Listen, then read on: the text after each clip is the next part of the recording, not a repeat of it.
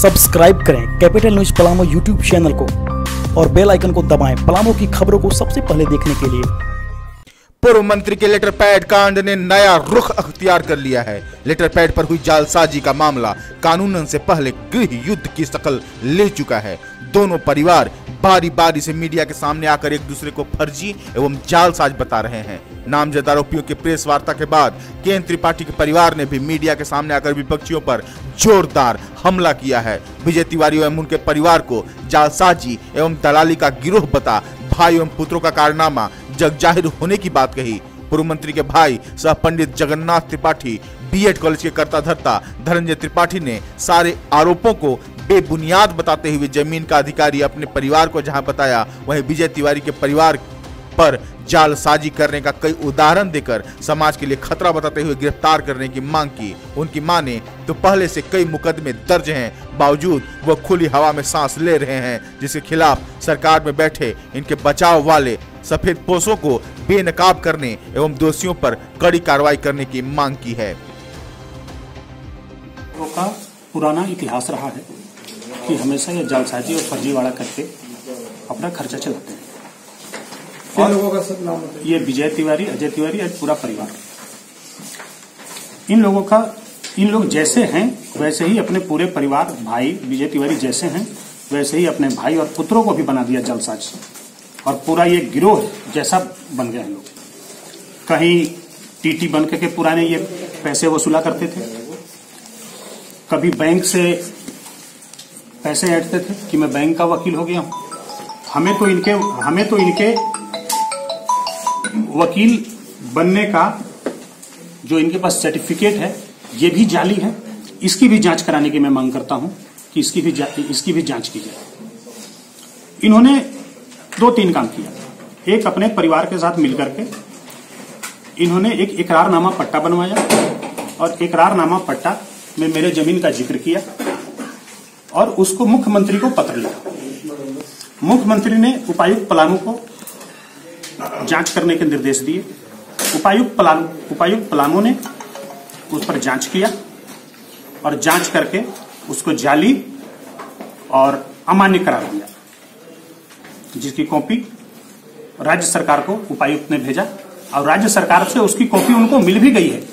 राज्य सरकार ने वो अमान्य कॉपी को उनको भेजा भी है कि अब ये जमीन, ये कागज जो है जालसाजी है।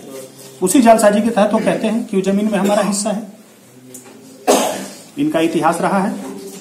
और सबसे बड़ी बात तो ये है कि इन्होंने उस जालसाजी जमीन में जिससे लिखवाया उस पर नाम लिखा ताइब चुल्हन लाल।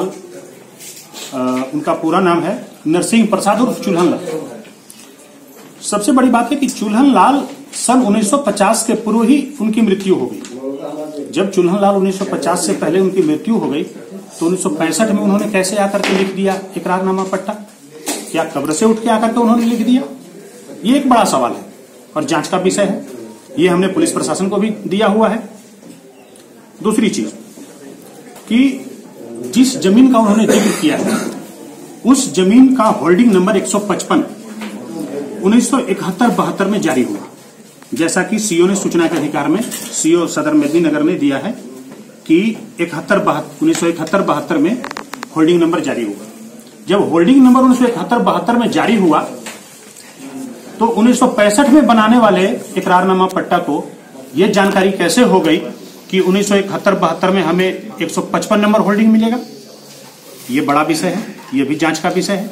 इसकी जांच होनी चाहिए और हमने जांच के लिए लिखा है। इसी के तहत इनके ऊपर थाने में भी और सीजीएम के यहां भी कोर्ट में केस चल रहा है और पुलिस इनको गिरफ्तार नहीं कर रही है। मैं जानना चाहता हूं कि जब इनका इतिहास रहा है, वर्तमान में भी यही कर रहे हैं, तो इनकी गिरफ्तारी क्यों नहीं? मैं पुलिस प्रशासन से यह पूछना चाहता हूं कि ये किसके प्रोटेक्शन में, सरकार से पूछना चाहता हूं कि किसके प्रोटेक्शन में ये अभी तक बाहर घूम रहे हैं, इनकी गिरफ्तारी क्यों नहीं? मैं प्रशासन से मांग करता हूं और पुलिस और सरकार से मांग करता हूं कि जल्द से जल्द इनकी गिरफ्तारी हो, ताकि अगला किसी के साथ ये इस तरह के जालसाजी और 420 ना कर सके। धनंजय जी सर, सीधी अब जालसाजी करने वालों के ऊपर तो केस होना ही चाहिए और कोई साइलेंटली नहीं है। हमने तो कोर्ट में केस किया हुआ है। हमने कोर्ट में डाला हुआ है, सीजीएम के यहाँ दिया हुआ है, 1 साल पहले दिया हुआ है। जब हमें पता, देखिए पहले भी जालसाजी कर रहे थे, हमें कोई लेना देना नहीं था। जब ये डायरेक्ट हमारे जमीन पर अटैक किया इन्होंने जालसाजी करके, तब तो फिर हमें बोलना पड़ेगा। इसके बाद हम कोर्ट में गए, इसके बाद हम थाने में गए। व्यक्तिगत जब तक नुकसान हो रहा है तब हमने आप लोगों के माध्यम से सरकार से तक ये मैसेज पहुंचाना चाहते हैं कि दोषियों पे कार्रवाई की जाए।